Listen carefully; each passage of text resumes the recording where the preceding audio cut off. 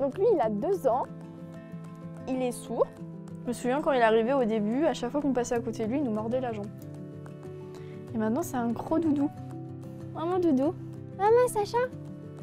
La seule solution pour nous, c'est d'arrêter d'accueillir des chats. On peut pas prendre des chats si on n'est pas sûr de pouvoir les assumer.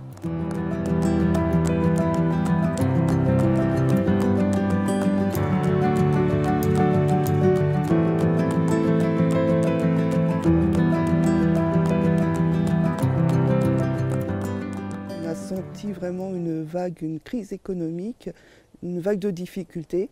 Il y a eu une explosion des tarifs à l'électricité, par exemple, c'est pas fini. Les augmentations des tarifs vétérinaires et de la nourriture, c'est tout mouillé. Il y a beaucoup moins de dons. Je pense que les gens ressentent la crise et sont un peu moins généreux, on peut le comprendre. Mais pour nous, comme il y a beaucoup moins d'adoptions, puisqu'on ne fait pas de chatons, donc pas beaucoup d'adoptions, évidemment il n'y a pas de rentrée d'argent. On a souvent des appels d'adoption pour des jeunes chats sociables. Limite, on a une description physique du chat idéal qu'ils voudraient. Sauf que nous, on ne fait pas ça, malheureusement.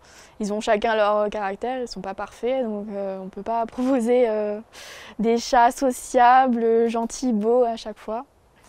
Donc, c'est pour ça aussi qu'on ne fait pas beaucoup d'adoptions. Parce que on n'a pas des chats parfaits, on a beaucoup de chats craintifs, tout ça, donc les gens, ça les rebute un petit peu, ce que je peux comprendre tout à fait, mais du coup, ceux-là, ils restent ici, quoi.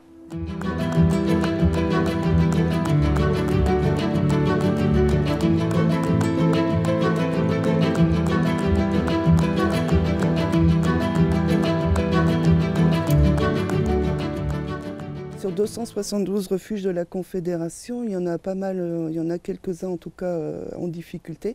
Ce sont souvent des grosses structures pourtant, qui accueillent énormément de chats et de chiens. Nous, on ne fait que les chats.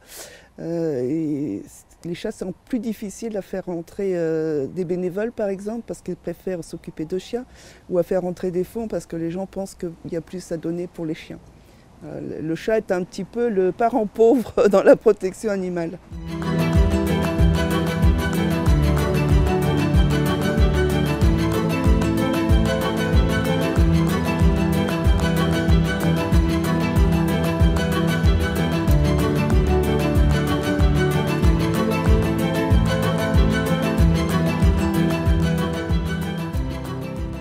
Alors tant qu'ils sont là, on s'occupe de leur trouver des familles. Comme je le disais, c'est pas évident parce que ce sont tous des chats qui ont des pathologies ou des handicaps ou qui sont âgés, qui n'intéressent pas les adoptants. Après, naturellement, on ne laissera pas dans la nature.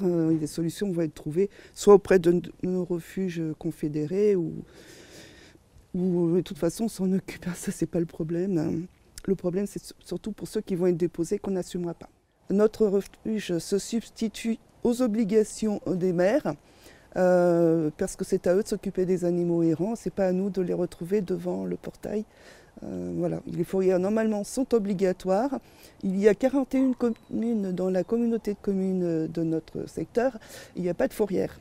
Donc, actuellement, je mène un combat parce qu'il est essentiel maintenant que le refuge ne va plus accueillir de chats, de savoir ceux qui seront déposés devant le portail, ceux qui vont devenir. Qu'est-ce qu'on va en faire?